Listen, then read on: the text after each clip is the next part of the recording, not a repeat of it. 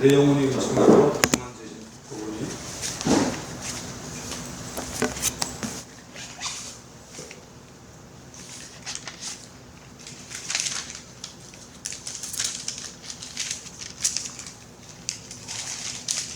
내 영혼이 은총으로 495입니다. 내 영혼이 은총이버 중한제시 벗고 오니 슬픈 마음 이 세상도 천국으로 와보다. 할렐루야 찬양하세. 내 모든 죄 사함 받고 주 예수와 동행하니 그 어디나 하늘나라. 주의 얼굴 뵙기 전에 멀리 뵈던 하늘나라.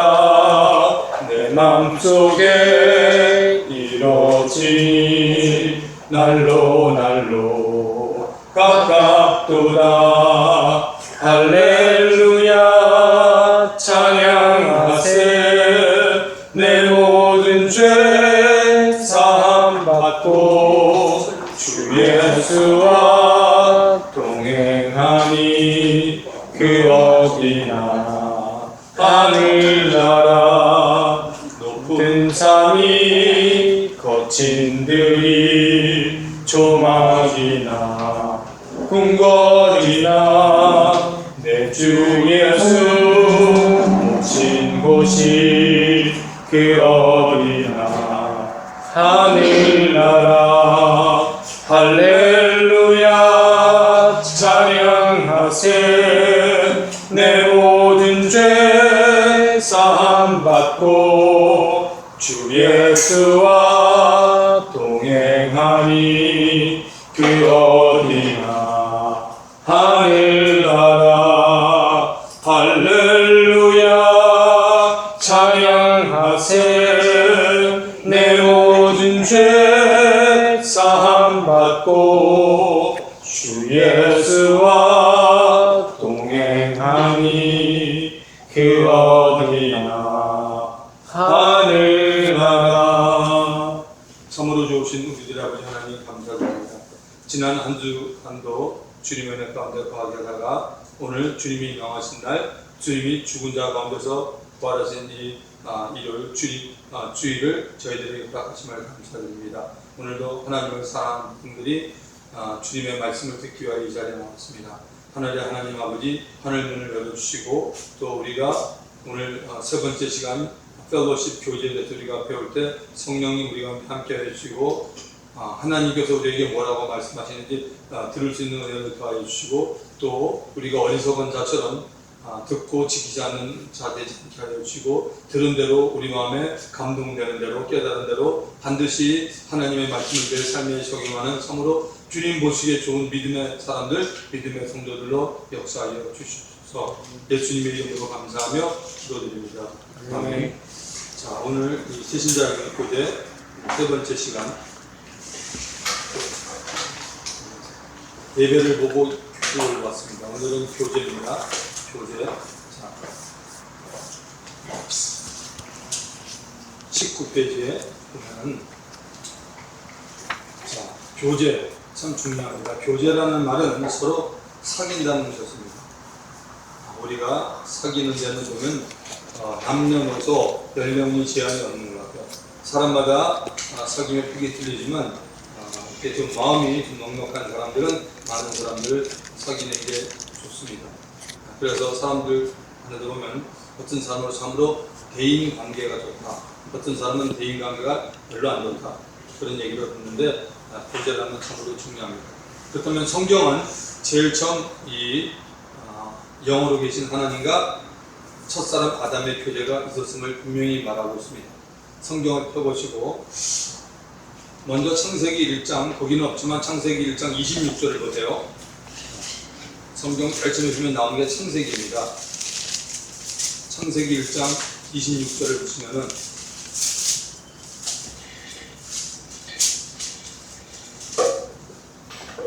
하나님이 가라사대 우리의 형상을 따라 우리의 모양대로 우리가 사람을 만들고, 제일 처음에 이 사람이라는 단어가 처음 나오는 것이 성경의 여기입니다. 창세기 1장 26절에 보면 하나님이 이르시되 가라사대 우리의 형상을 따라 우리의 모양대로 우리가 사람을 만들고 그로 바다의 고기와 공중의 새와 적축과 온 땅과 땅에 지는 모든 것을 다스리게 하자 하시고, 27절에는 하나님이 자기 형상 곧 하나님의 형상대로 사람을 창조하시되 남자와 여자를 창조하시되, 성경은 분명히 말하고 있습니다. 사람은 그저 우연히 생긴 존재가 아닙니다. 하나님이 사람을 만들었는데 남자와 여자를 창조했다고 분명히 말합니다. 그리고 그 창조한 인간의 하나님께서는 하나님 자신의 형상과 모양을 따라 유일하게 사람을 그렇게 만든 것을 말합니다. 창세기 1장 28절에 보면 하나님이 그 만든 사람들에게 복을 주시며 그들에게 이르시되 생육하고 번성하여 땅에 충만하라. 땅을 정복하라. 바다의 고기와 공중의 새와 땅에 움직이는 모든 생물을 다스리라 하시니라.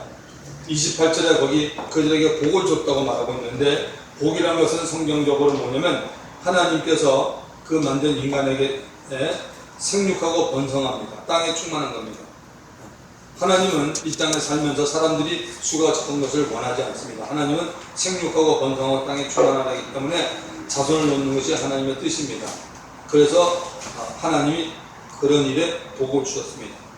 그리고 이 땅을 정복하고, 그리고 하나님이 만드신 바다의 고기와 공중의 새와 땅에 움직이는 모든 생물을 다스리라고 분명히 성경은 말하고 있습니다. 자, 이제 여러분 교재를 보시기 바랍니다. 창세기 2장은 창세기 1장에 말하는 사람을 하나님이 더 정확하게 어떻게 만들어가나, 그리고 그 사람에게다가 초점을 두고 있습니다. 자, 창세기 2장 7절에 보면 여호와 하나님이 흙으로 사람을 지으시고 생기를 그 코에 불어넣으시니 사람이 생명이 되었다라고 말하고 있습니다. 그래서 밑에다가 제가 영어로도 적어놨는데, 하나님이 분명히 사람을 어떻게 만들었냐, 흙으로 사람 만드시고, 그리고 생기는 하나님의 호흡입니다. 하나님의 호흡을 그 만든 사람 코에 불어넣으시니 사람이 비로소 생명이 사람이 바로 살아있는 어떤 존재가 됐다라고 말하고 있습니다. 그러니까 하나님이 흙으로 사람을 지으실 때는 아직까지 그냥 이렇게 꼭 죽은 사람처럼 이렇게 있는데, 그 사람에다가 하나님의 호흡, 하나님의 숨을 그 코에 불어넣으니 사람이 비로소 그 살아있는 존재가 라고 말하고 있습니다. 자, 여호와 하나님이 이 지으신 이 사람이 아담인데 에덴에 두어 무엇을 하도록 합니까? 창세기 2장 15절에 보면 여호와 하나님이 그 사람을 이끌어 에덴 동산에 두사 그것을 다스리며 지키게 하시고, 16절은 여호와 하나님이 그 사람에게 명하여 가라사대 각종 나무의 실과는 네가 임의로 먹되, 네가 먹고 싶은 대로 먹으라는 것이죠. 네가 임의로 먹되 선악을 알게 하는 나무의 실과는 먹지 말라. 먹는 날에는 정령 죽으리라. 자, 거기 16절에 보면, 그 교재에 보면 거기 프린트가 잘못됐네요. 각종 나무의 실과는 네가입니다. 내가가 아니라 네가. 아담에게 말하는 거죠. 하나님이 각종 나무의 실과는 네가 임의로 먹으라고 말하고 있습니다. 그 대신에 선악을 알게 하는 나무의 실과는 먹지 마라. 먹는 날에는 정령 죽는다라고 말합니다. 자, 사람에게는, 그러니까 아담이죠. 사람에게는 하나님의 말씀 안에서 하나님과 교제가 허락이 된 것을 우리는 알 수 있습니다. 하나님은 자신이 창조한 사람에게 에덴 동산을 다스리며 지키게 하시며 하나님 자신의 주권을 침범하는지 보기를 원합니다. 하나님 자신의 주권이 뭐냐, 바로 선악을 알리는 나무의 실과입니다. 이거 먹지 말라. 먹는 날에는 정령 죽으리라. 그러니까 하나님께서 선악과를 먹지 말라는 얘기는 뭐냐면 하나님의 주권을 갖다가 인간이 침범하는지 안 하는지 하나님이 보기를 원했던 것입니다. 하나님은 아담과의 교제 가운데 아담을 믿고 인정을 해 주었기에 아담에게 짐승과 새를 보고 그 특성에 맞는 이름을 짓도록 허락하였고, 아담은 이름을 지었습니다. 자, 창세기 2장을 한번 보시기 바랍니다. 창세기 2장을 보시면은 창세기 2장 18절부터 여러분의 눈을 맞춰보세요. 여호와 하나님이 가라사대 사람의 독초하는 것이 좋지 못하니 아담 혼자가 있죠. 혼자 있는 것이 좋지 못하니 내가 그를 위하여 하나님이 그 아담을 위하여 돕는 배필을 지으리라 하십니다. 여호와 하나님은 흙으로 각종 들 짐승과 공중의 각종 새를 지으시고 아담이 어떻게 이름을 짓나 보시려고 그것들을 그에게 이끌어 이르시니 아담이 각 생물을 일컫는 바가 곧 그 이름이라. 아담이 모든 육축과 공중의 새와 들의 모든 짐승에게 이름을 주니라. 아담이 돕는 배필이 없으므로 여호와 하나님이 아담을 깊이 잠들게 하시니 잠들매 그가 그 갈빗대 하나를 취하시고 살로 대신 채우시고 여호와 하나님이 아담에게 취하신 그 갈빗대로 여자를 만드시고 그를 아담에게로 이끌어오시니 아담이 가로되 이는 내 뼈 중에 뼈요 살 중에 살이라. 이것을 남자에게 취하였은즉 여자라 칭하리라 하니라. 이렇게 분명히 성경은 말하고 있습니다. 자, 교재 19페이지를 보시면 자, 거기 하나님은 아담이 혼자 독초하는 것을 좋아하지 않으시고 그가 깊이 잠든 밤에 아담의 갈빗대로 하와를 만들었습니다. 하나님이 아담뿐 아니라 하와에게도 함께 교제하기를 원했습니다. 하나님은 사람과 사람 사이에도 교제가 있도록 합니다. 처음 하나님은 한 사람 아담만을 분명히 창조했습니다. 그 아담으로부터 남자를 돕는 배필인 여자인 하와를 만들었습니다. 남자가 부모를 떠나 그 아내와 연합하여 둘이 한 몸을 이룰 것이라고 분명히 말했습니다. 창세기 2장 24절과 25절에 보면 이러므로 남자가 부모를 떠나 그 아내와 연합하여 둘이 한 몸을 이루라고 하나님이 말했습니다. 결혼해서 두 사람이 한 몸을 이룬다고 말합니다. 아담과 그 아내 두 사람이 벌거벗었으나 부끄러우니라고 말합니다. 자, 20페이지를 보시면 교재 20페이지 죄를 범하기 전 에덴 동산에서 아담과 하와는 늘 하나님과 함께 교제를 했습니다. 이 에덴 동산에 어느 날 침입자가 나타났습니다. 그 침입자는 마귀요 사단이 뱀을 이용하여 에덴에 들어왔습니다. 뱀이 하와에게 다가가 거짓말로 먼저 하나님의 금하신 선악과를 따먹도록 유혹하였고 하와는 그 유혹에 넘어가 하나님의 명령을 어기고 선악과를 따먹고 자기와 함께한 남편 아담에게도 주어 먹게 합니다. 이때부터 사람에게는 죄로 인한 죽음이 찾아왔습니다. 성경 창세기 3장을 보시기 바랍니다. 창세기 3장 1절부터 보시면 여호와 하나님이 지으신 들 짐승 중에 뱀이 가장 강교하다. 하나님이 지은 짐승이 있었는데 그 가운데 뱀이 가장 강교합니다. 뱀이 여자에게 물어 가로되 하나님이 참으로 너희들어 동산 모든 나무의 실과를 먹지 말라 하시더냐. 분명히 하나님이 동산 모든 나무의 실과를 먹으라고 했는데 먹지 말라 하시더냐면서 거짓말을 하기 시작하는 모습을 우리는 성경을 통해서 봅니다. 제일 먼저 거짓말한 것은 인간이 아닙니다. 하나님이 그 창조하신 그 짐승 가운데 뱀, 즉 뱀 뒤에는 마귀가 있어서 마귀를 통하여 이렇게 말합니다. 그랬더니 여자가 뱀에게 말하되 동산 나무의 실과를 우리가 먹을 수 있으나 3절에 보면 동상 중앙에 있는 나무의 실과는 하나님의 말씀에 너희는 먹지도 말고 만지지도 말라 너희가 죽을 거노라 하셨느니라. 여자가 이상하게 뱀과 얘기하는 동안에 자기가 먼저 거짓말합니다. 여러분 여기에 우리가 신앙생활이 달려있는 겁니다. 신앙생활 할 때 여러분 믿음에 있는 사람하고 대하지 못하면은 여러분 사람들은 이상하게 그 사람 말에 따라가고 넘어가는 것이 오늘 성경에 분명히 말합니다. 자, 그러면 분명히 하나님은 창세기 2장 16절에 뭐라 그랬어요? 창세기 2장 16절에 하나님이 그 사람에게 명하여 가라사대 동산 각종 나무의 실과는 네가 임의로 먹으라 그랬습니다. 먹되 하나님이 금한 것은 17절에 하나입니다. 선악을 알게하는 나무의 실과는 먹지 말라. 네가 먹는 날에는 정령 죽으리라. 먹지 말라. 네가 먹는 날에는. 먹는다는 동사만 나옵니다. 그리고 먹는 날에는 정령 죽으리라고 했는데 창세기 3장 3절에 그 뱀하고 얘기하고 있던 여자가 하와가 뭐라고 말하냐면 동산 중앙에 있는 나무의 실과는 하나님의 말씀에 여기까지는 맞아요. 너희는 먹지도 말고 만지도 말라. 틀렸죠. 하나님은 먹지 말라고 그랬는데 만지도 말라는 말을 더했습니다. 여러분 거짓말이 뭐냐면 하나님의 말씀에 더하는 게 거짓말이에요. 성경을 가르치거나 설교하거나 할 때 성경의 말씀이 없는데 그것을 하나님의 말씀이냐 하는 것 자체가 이미 거짓말이에요. 성경 맨 마지막 책이 뭔지 아시죠? 요한계시록이에요. 요한계시록에 다시 한번 언급합니다. 하나님의 말씀을 누구든지 더하거나 하지 말라고 하나님이 마지막으로 말합니다. 그런 사람에게는 하나님의 저주가 있다고 말하고 있습니다. 분명히. 자, 먹지도 말고 만지지도 말라. 너희가 죽을까 하노라 하셨느니라. 죽을까 하노라는 얘기는 뭐죠? 뭔가 가능성을 주죠. 하나님은 분명히 뭐죠? 죽으리라 그랬는데 죽을까 하노라. 죽을까 하노라. 하나님의 말씀은 어떻게 했죠? 굉장히 뱀이 뭡니까? 쉽게 만들잖아요. 하나님의 말씀에 그 생명인데 생명을 흐트리고 있지 않습니까? 그랬더니 4절에 뱀이 여자, 창세기 3장 4절, 뱀이 여자에게 이르되 너희가 결코 죽지 아니하니. 이거 말도 안 되지 않습니까? 하나님은 죽는다 그랬는데 죽지 않는다는 하나님의 말씀을 반대하는 자가 누구예요? 뱀이잖아요. 뱀된 누구죠? 마귀. 하나님의 말씀을 가로막고 반대하는 자가 누굽니까? 마귀입니다, 여러분. 마귀는 여러분 지금도 보이지 않는 영물이기 때문에 사람을 통해서 역사하죠. 예수님 당시로 보면 베드로가 예수님에게 엉뚱한 소리를 합니다. 예수님 십자가 지고 죽으신다고 그랬더니 베드로가 예수님을 붙잡은 다음에 주님, 이런 일이 당신에게 미치지 않습니다. 어떻게 보면 굉장히 인간적으로 좋은 말했지만 예수님이 뭐랍니까? 베드로를 보면서 사탄아 내 뒤로 물러가라 그랬습니다.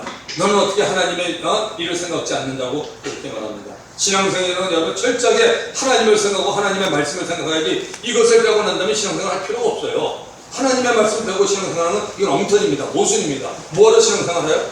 뭐하러 예수 믿어요? 절에 다니면 어때요? 내가 뭐 어떤 종교를 가지면 어때요? 상관없습니다. 그런데 분명한 것은 하나님의 말씀입니다.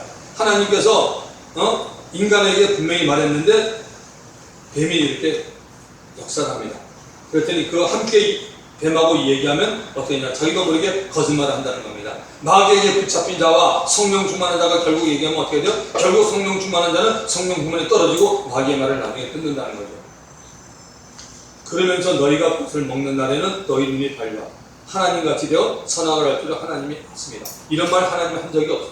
아주 막 지어내서 거기다가 마귀가 누구를 팝니까? 하나님을 팔잖아요. 5절에 보면 너희가 그것을 먹는 날에 너희 눈이 밝아 하나님같이 되어 선악을 알 줄을 하나님이 아시니. 바로 이런 겁니다. 그래서 여러분 이 시대는 정말 철저히 하나님의 말씀 중심으로 살아야 돼요. 하나님의 말씀 중심에 살지 않으면 여러분이 볼 때 저 사람 참 괜찮은 사람이다. 그런데 괜찮은 사람이라고 말을 들어요. 괜찮은 사람이라고도 마귀는 얼마든지 역사합니다. 대통령에도 역사하죠. 정말 소설가에도 역사하죠. 정치인들에게 역사하죠. 연예인들에게도 역사하죠. 누구에게든지 얼마든지 역사할 수 있다는 얘기입니다. 자, 다시 교재를 보시기 바랍니다.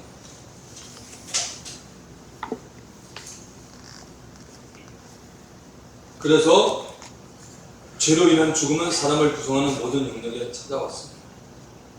영적으로는 하나님과 교통이 끊어져 영적으로 죽은 자가 됩니다. 모든 사람은 똑같아요. 이 땅에 태어난 사람은 첫 번째 다 영적으로 죽었어요. 그러니까 하나님을 모르는 거예요. 하나님 아버지를 모르는 거예요. 성경이 말하는 하나님 아버지, 예수 그리스도를 보내신 하나님 아버지를 모르는 거예요, 사람들은. 그 다음에 혼적으로는 마음의 생각이 부패해졌습니다. 예수님이 죄로 인해 사람의 마음 안에 생긴 것을 알려줬습니다. 마가복음 7장 21절, 22절에 보면 속에서 곧 사람의 마음에서 나오는 것은 악한 생각, 곧 음란과 도적질과 살인과 간음과 탐욕과 악독과 속임과 음탕과 흘리는 눈과 해방과 교만과 황폐니 이 모든 악한 것이 다 속에서 나와서 사람을 더럽게 하는 겁니다. 사람 속에 더러운 것이 있는데 이것이 표현될 때는 다른 사람에게도 영향을 준다라고 말하고 있는 것입니다. 그래서 신앙생활을 잘하게 되면 뭡니까? 이런 하나님의 말씀을 알기 때문에 내가 성숙이 되어가는 거죠. 그렇기 때문에 말을 하고 싶어도 하지 않는 거죠. 그리고 내가 하는 말을 내가 무슨 말을 하든지 하나님이 듣고 계심을 알기 때문에 특별히 부정적인 말은 안 하는 것이죠. 그래서 신앙적으로 점점 자라가면 그 사람이 영적으로 교육이 되기 때문에 사람이 달라지는 것입니다. 육체적으로는 죽어서 흙으로 돌아가게 되었습니다. 아담과 하와의 죄로 인한 죄가 커져가는 모습을 창세기 4장에서 분명히 우리들에게 알려주고 있습니다. 아담과 하와가 낳은 아들들 가운데 가인이 아벨을 죽이게 됩니다. 하나님 앞에 제사 드리는 문제로 인해 가인의 마음에 동생에 대한 미움이 생기기 시작하여 마음에 죄를 짓고 싶어하는 소원을 다스리지 못하고 동생을 죽이고 난 것입니다. 창세기 4장을 떠보세요. 창세기 4장. 창세기 4장 1절부터 여러분의 눈을 맞추고 아담이 그 안에 하와로 동침하매 하와가 잉태하여 가인을 낳고 이르되 내가 여호와로 말미암아 등남하였다 하니라. 그가 또 가인의 아우 아벨을 낳았는데 아벨은 양치는 자이었고 가인은 농사는 자이었더라. 그들의 직업이 나옵니다. 세월이 지난 후에 가인은 땅의 소산으로 제물을 삼아 여호와께 드렸고 아벨은 자기도 양의 첫 새끼와 그 기름으로 드렸더니 여호와께서 아벨과 그 제물은 연락하셨으나고 분명히 말합니다. 세월이 지난 후에 가인과 아벨은 그 부모 아담과 하와가 하나님 앞에 나가는 방법을 보고 그들은 배웠습니다. 그리고 이제 각자가 독립해서 바로 3절 중간부터 보면 가인은 땅의 소산으로 그 농부하는 자의 농부였기 때문에 땅에 사는 그 열매로 제물을 삼아 하나님께 드렸고 아벨은 양을 치는 자이기 때문에 양의 첫 새끼와 그 기름으로 드렸더니 여호와께서 아벨과 그 제물은 연락하셨으나 가인과 그 제물은 연락하지 아니하신지라. 분명히 하나님 앞에 그들의 예배드리는 모습이 나왔어요. 그리고 하나님이 결과를 얘기했어요. 하나님이 잘 보세요. 순서가 있습니다. 그들이 제물이 먼저가 아니에요. 뭐가 먼저요? 아벨이 먼저고 그 제물, 아벨과 그 제물은 연락하셨으나. 하나님은 우리가 예배드릴 때 우리의 어떤 걸 보지 않고 사람 그 자체를 봅니다. 예배드릴 때 네가 마음이 어떤 마음으로 받느냐 하나님이 분명히 아십니다. 그리고 그 마음 가운데 그 제물이 있는 거죠. 연락하셨으나 가인과 그 제물은 연락하지 아니하시니라. 가인이 심히 분하여 안색이 변하니 여호와께서 가인에게 이르시되 네가 분하여 하면 어쩌미냐 안색이 왜 이렇게 변하면 어쩌미냐고 물어봅니다. 그리고 7절에 네가 선을 행하면 어찌 낯을 들지 못하겠느냐 선을 행치 않으면 죄가 문에 없겠냐. 선이라는 단어가 분명히 여기에 두 번이 나옵니다. 네가 선을 행치 않으면. 그래서 인간적인 모든 가졌던 지금까지 여러분이 아직까지 이걸 몰랐으면 여러분이 생각하는 선의 개념을 깨뜨리시기 바랍니다. 성경이 말합니다. 선을 행치 않으면 뭡니까? 하나님 앞에 예배를 말하고 있습니다. 하나님과 관계를 선입니다. 하나님과 관계가 안 된 사람은 그 사람이 밖에서 아무리 좋은 일해도 소용없습니다. 그러니까 예수 안 믿으면 지옥 가잖아요. 그러니까 우리가 성경을 정확히 모르니까 자꾸 내 생각대로 합니다. 그러니까 하나님이 내 백성이 지식이 없어 망한다. 정말 성경을 통해서 하나님이 어떤 분인지 알으라고 말하고 있지 않습니까? 네가 선을 행하면 어찌 낯을 들지 못하겠다. 여기서 하나님께서 말하는 선이 뭡니까? 하나님 앞에 나오는 문제, 하나님 앞에 예배드리는 문제를 분명히 얘기했습니다. 그것이 안 됐는데 네가 어찌 낯을 들지 못하겠다. 그러니까 바로 다른 예배를 드리라는 거죠. 하나님 보시기에 가인은 예배 자리만 앉아있었지만 물질 헌금되었지만 하나님 보시기에 가인 너는 예배 태도가 틀렸다고 하나님이 분명히 말하고 있습니다. 그리고 아벨은 맞았다고 말합니다. 그러면서 죄가 문에 없더니 선을 행치 아니하면 죄가 문에 없더니 참 중요한 말입니다. 선을 행치 아니하면 우리가 예배에 실패하면 죄가 그 앞에 있습니다. 여러분의 한 주간 동안에 특별히 주일 예배 여러분이 성공하지 못하면 여러분 사이에 늘 죄가 왔다 갔다 해서 여러분이 그 죄를 범한다는 얘기가 성경 말씀입니다. 죄의 소원은 너에게 있으나 하나님 그거까지 아니라 너 지금 죄를 막 짓고 싶어하는 다시 말해 또 동생을 미워하고 분노하는 네가 있으나 하나님이 뭐죠? 너는 죄를 다스리라. 바로 이겁니다.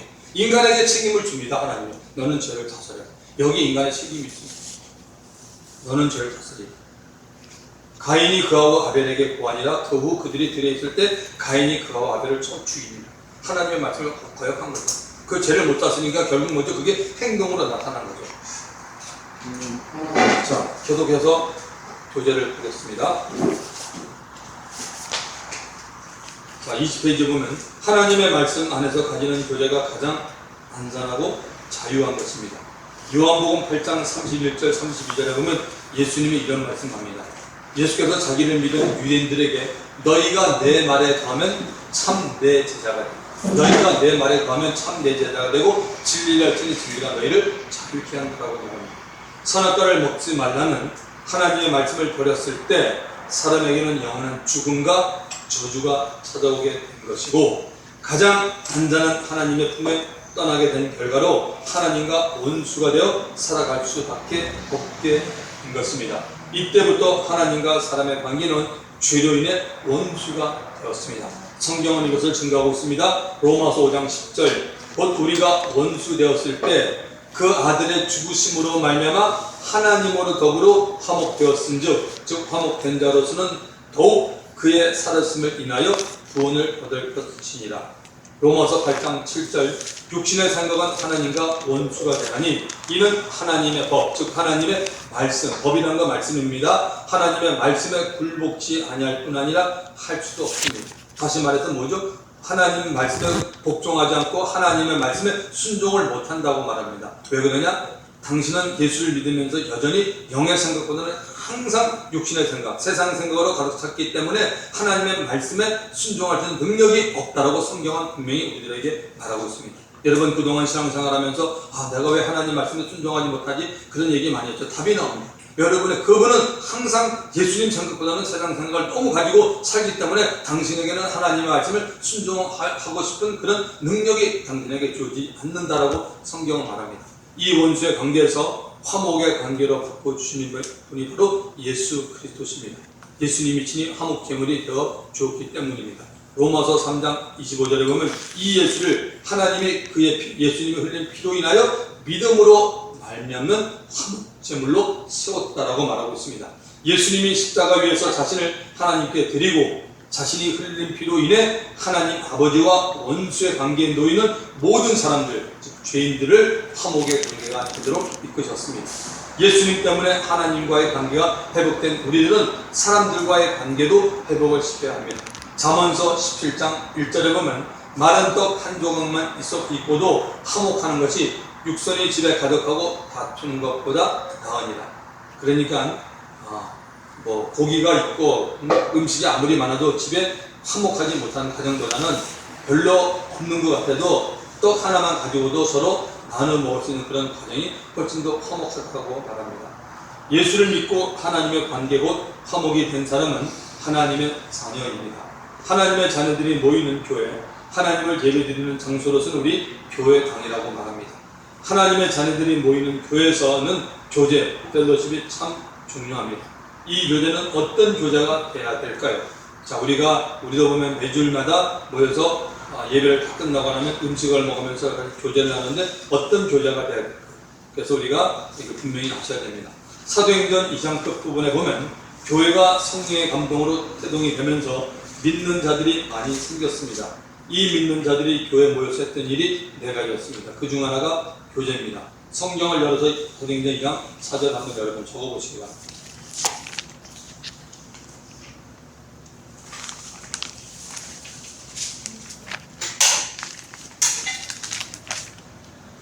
사도행전 2장 42절을 적어봅니다.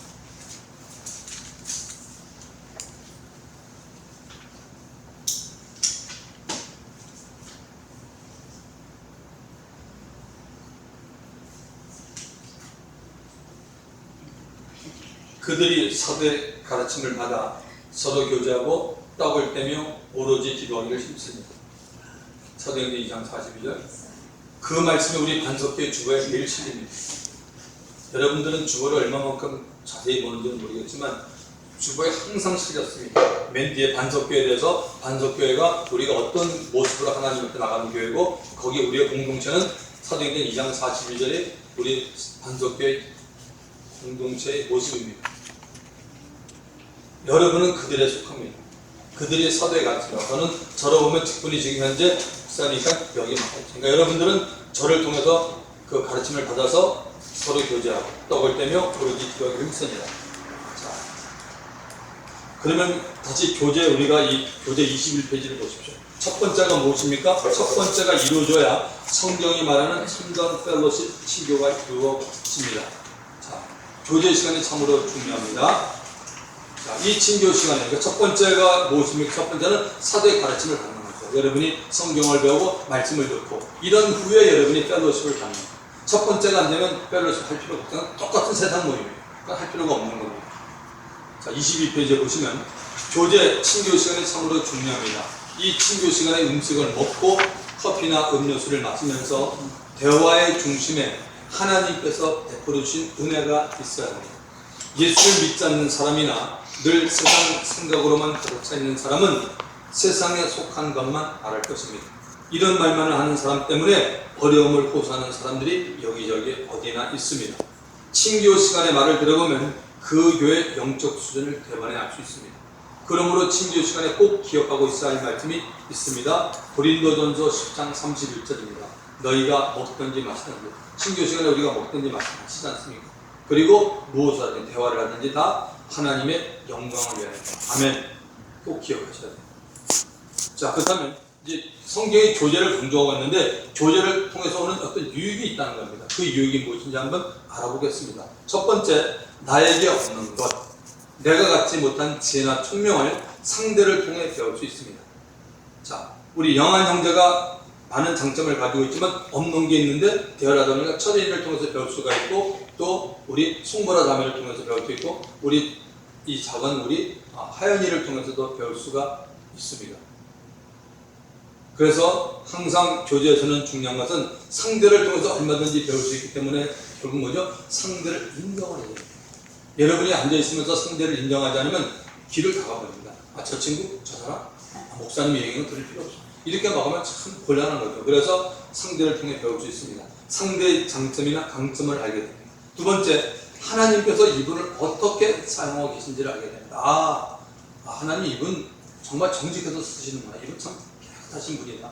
이분 굉장히 담대하구나. 이분 믿음이 보통이 아니에요. 그런 걸 우리가 대화하는 가운데 알 수 있는 거예요. 이분 참 겸손하시다. 이분 너무너무 겸손하시다. 속으로 이런 분만 우리 교회 한 10명만 있으면 우리 교회 너무너무 좋겠다. 이분 너무 겸손하시다. 그런 걸 알잖아요. 이분 너무 지혜롭다. 그 다음에 세 번째, 주 안에서 친구를 만들 수 있습니다. 여러분, 친구. 친구는 여러분, 우리가 중학교, 고등학교, 대학교 친구만이 친구가 아니라 예수 안에서 친구. 남녀 나이가 상관없잖아요. 친구. 친구를 만드는 게 얼마나 좋아요. 저도 지난번 제가 미국 갔을 때 제가 신앙생활 가장 오래 한 데가 사실 시카고입니다. 제가 시카고에서는 평신도부터 생활했기 때문에 그때 함께 생활하던 친구들을 만났더니 지금 교회 장로님들 된 분, 전도사님, 안수집사 다들 목사님들 다 그렇습니다. 그러니까 지금도 저는 타이틀은 목사지만 그들 만나는 거죠. 내가 목사니까 뭐 이런 그렇지 않습니다. 제가 가서 그 공동체에서 한번 말씀을 전하고 음식을 같이 먹어서 이런 일 저런 얘기 하면서 좋은 친구입니다. 여전히 영원한 친구입니다. 그 다음에 네 번째, 나 자신을 발견하게 됩니다. 그렇잖아요. 사람은 자기 혼자 있으면 몰라요. 내가 가장 잘난 사람인 줄 알아요. 그렇지 않습니다. 물론 하나님이 보실 영적으로 넌 내 하나님의 자녀니까 담대함만 가지고 있는데, 우리가 분명히 나 자신을 발견하는 것은 다른 사람을 통해서 발견하잖아요. 좋은 점 고쳐야 할 점이 있구나. 내 안에 주의 사랑이 어느 정도 있는지 알게 되고, 나는 정말 지금까지 사랑을 받기만 하는 사람이었는지 베풀고 있는지도 알게 됩니다. 요한일서 4장 20절에 보시면 누구든지 하나님을 사랑하노라 하고 그 형제를 미워하면 이는 거짓말하는 자니 보는 바 그 형제를 사랑치 않는다.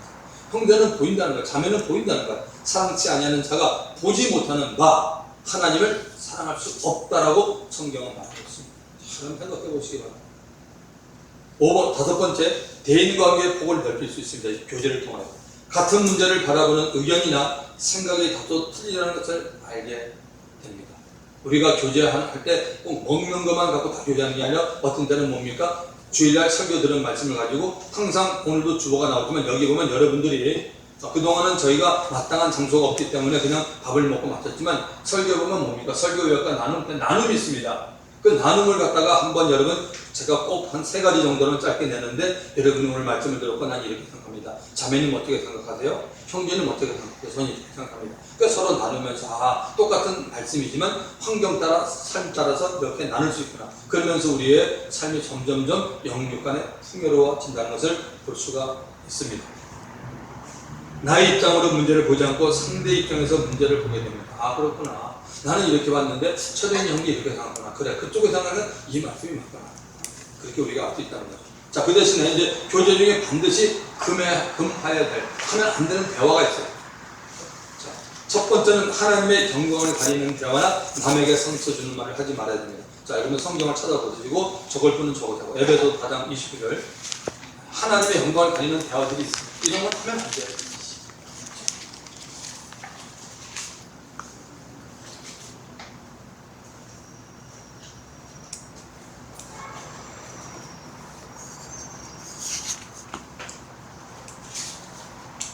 신약 성경 에베소서 4장 29절에 보면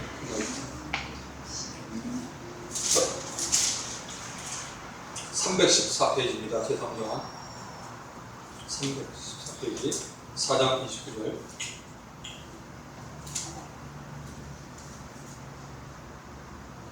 굉장히 중요한 말씀을 사도 바울이 우리에게 하고 있습니다. 어쨌든 무릇 더러운 말은 너희 밖에 되지. 더러운 말이 있다고 말합니다. 에베소서 4장 29절입니다. 무릇 더러운 말은 너희 입 밖에도 내지 마라. 그리고 오직 덕을 세우는데 소용되는, 여기에 덕을 세운다는 얘기는 뭐냐면 관계를 말하고 있습니다.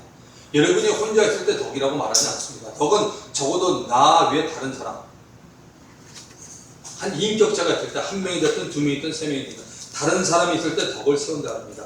덕을 세우는데 소용되는 대로 선한 말을 하여, 그러니까 그 다음에 뭐죠? 사람이 있으니까 듣는 자가 있다는 거죠. 혼자 말하는데 뭘 누가 들어요?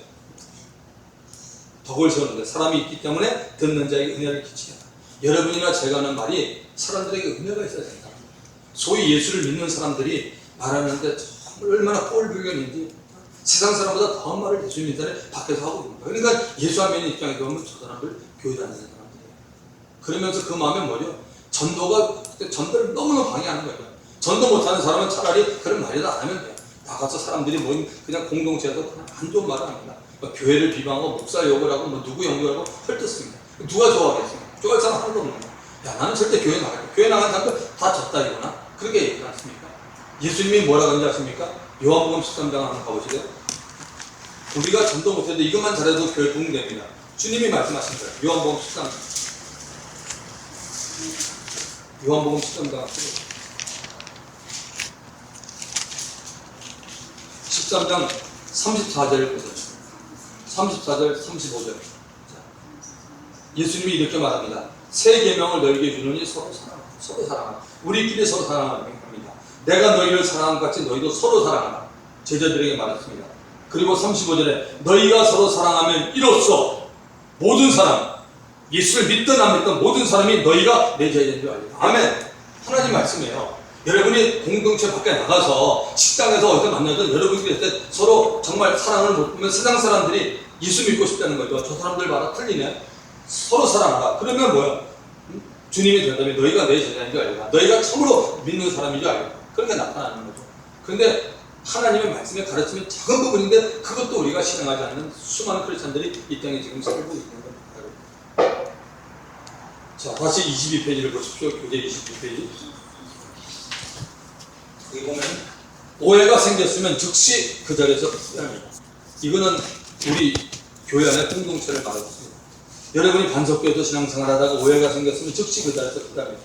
오해를 하는 근본 원인은 듣는 사람과 말을 하는 사람의 입장이 다르기 때문입니다. 가끔 저도 저희 집사람과 그렇게 오래 살았는데도 말 때문에 오해할 때가 있습니다. 분명히. 같은 말을 제대로 잘 전하지 못하는 사람들이 있습니다. 반대로 말을 잘 이해하지 못하고 금방 오해를 하고 얼굴부터 붉히는 사람이 있습니다.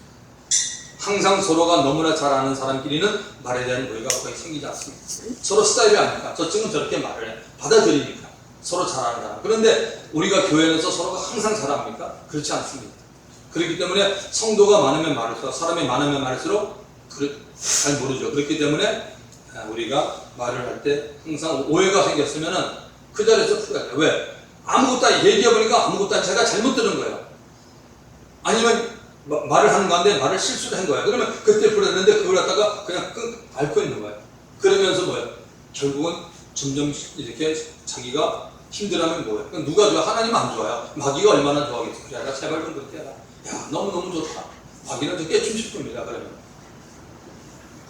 세 번째, 당사자가 없을 때는 될 수 있으면 그 사람에 대해 말하면 안 됩니다. 당사자가 없을 때는 말 안 하는 게 제일 좋습니다. 그래도 꼭 말을 해야겠다면 말을 하지만 안 하는 게 좋은 이유는 뭐냐면 없을 때 칭찬으로 시작했다가 말이 계속되면 비방하는 말이 되기가 쉽습니다. 이게 인간의 연약함입니다. 누구나 똑같습니다. 그 다음에 네 번째, 금전에 대한 거래는 교회에서 절대 하지 마세요. 그냥 하지 말아가 아니라 그다 절대로 넣으십시오. 절대 하지 말아야 됩니다. 금전에 대한 거래는 차라리 그냥 주면 주세요. 아들같이 생각하고 주고 용돈을 주십시오. 믿고 주세요. 괜찮아요. 받으려고 하지 마십시오, 여러분. 그렇기 때문에 금전 거래를 하면 안 됩니다. 그것 때문에 상대가 더 결국 보면 그렇게 심하다면 교회에서 나가는 사람들은 참 말도 안 되는 거예요. 그리고 저희는 미리 이제 우리가 적을 때부터 시작합시다. 뭐 개모임? 그런 거 절대 하지 마십시오. 그런 거 하려는 눈치 있으면 저한테 알려주십시오. 정말 하지 마십시오. 정말 너무너무 나쁜 겁니다. 다섯 번째, 사역자, 목회자에 대한 바람을 품어야 합니다. 하고 싶은 말이 있으면 여러분 본인이 직접 저한테 오시면 됩니다. 뒤에서 이렇쿵 저렇쿵 목사는 어떻고 사모는 어떻고 얘기하지 마십시오. 하고 싶은 말이 있으면 오십시오. 왜? 저는 굉장히 세상을 살면서 오픈해서 사는 사람이에요. 엉뚱한 말 안 들리게 했으면 좋겠어요. 목사님한테 와서 얘기하고 싶으면 건의사항 같은 거 와서 직접 오면 됩니다. 하지 않고 뒤에서 돌아서도 뭐 이러쿵 저러쿵 하지 마세요. 왜? 그렇게 하면 사탄이 또 칭찬되니까요.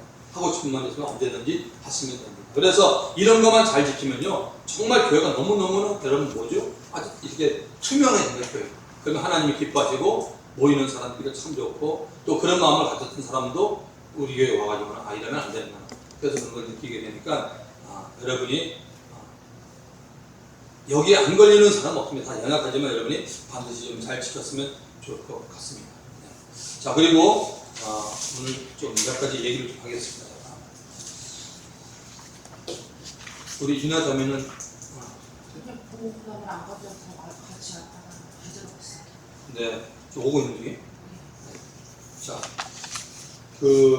여러분, 우선 저희 교회 그 헌금 봉투가 보면은 어떻게 되어 있냐면 세 가지로 정한되어 있습니다.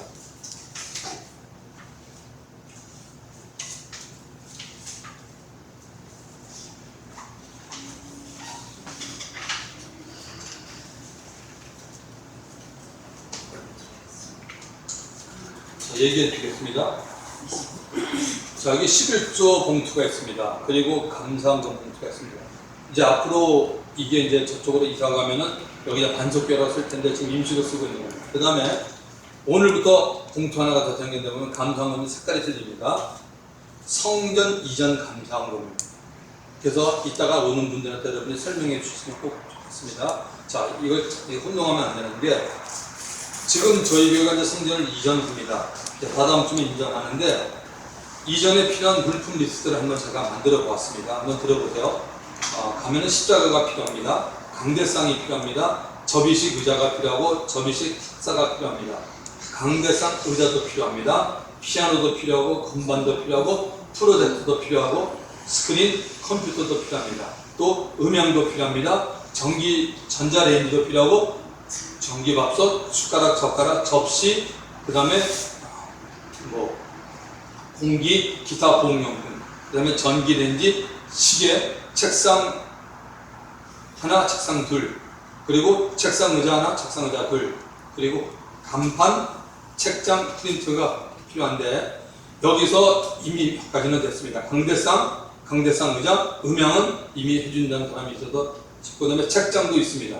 그 다음에 책상 의자 하나, 책상 2도 있고요. 그 다음에 접시, 숟가락, 젓가락, 전기밥솥 뭐 이렇게 있는데 나머지 없는 게 있는데 어떤 개인이 목사님 제가 이것을 하겠습니다. 너무 좋지만 저는 그분들에게 이렇게 말하고 싶습니다. 그렇게 하지 마시고 성전 이전 감사헌금에다가 그냥 감사를 하십시오. 그러니까 이거는 뭐냐면 보통 여러분이 교회 와서 드리는 11조는 여러분이 제가 볼 때는 저는 미국에서 사역할 때 미국에서는 주급을 받기 때문에 대주 11조 되는데 한국은 봉급을 받는 것 같습니다. 그러니까 아마 한 달에 한 번 하겠죠. 좋습니다. 그리고 감사 주일헌금, 그러니까 주일날 와서 그러니까 하나님 앞에 이렇게 헌금하는 거고, 그 다음에 감사 성전헌금은 바로 이겁니다. 그래서 저는 지금 이렇게 두 개 지금 액수를 따라서 했는데, 자, 그래서 여러분들이 오늘부터 여기에 대해서 이렇게 마음이 있는 분은 1,000원이 됐든 2,000원이 됐든 액수를 제가 말하지 않습니다. 무슨 얘기냐면 우리 모든 사람이 동참하기를 원합니다. 동참하기를 원합니다. 500원이면 어때? 너 오늘 500원 받아. 500원짜리 있지? 목사님 줄까? 500원? 500원 없어? 그래서 1,000원짜리 10원도 없어? 그래? 목사님 동전이 있는 것 같아요. 자, 100원짜리 어디 있어? 집에 있어? 자, 하나 더 올게. 저 200원. 자, 왜냐면은 우리 오병이어 기적을 행할 때 얘 같은 애가 나왔잖아. 애가 누구에게 줬어요? 안드레에게다가 줬잖아요. 물떡 5개와 물고기 2마리를 줬던 게 성경에 나오잖아요. 그때 축사하셨듯이 우리 지금 많지 않은 성도님들이지만 이런 부분에 대해서 많고 적음을 떠나서 성경은 그렇게 말하고 있습니다. 가난하다고 해서 내지 말라는 얘기 성경 한 군데도 없는 것 같아요. 하나님 가난하면 가난한 대로, 부하면 부한 대로 하나님 앞에 내는 게 참 맞다고 봅니다. 그래서 성전 이전 감사헌금을 낸 그것을 근거를 가지고 저희가 물건을 갖다가 구입할 텐데 기준을 말씀드리겠습니다. 절대 한꺼번에 다 구하지 않습니다. 무슨 얘기인지 아시겠죠? 필요한 것부터 하나하나 천천히 구하겠습니다. 예를 들면 간판을 알아봤는데 300만 원 정도가 듭니다. 처음에는 하려고 그랬는데 돈이 없어서 안 한다는 그런 얘기 아닙니다. 그래서 간판 300만 원 다 할 필요가 없다.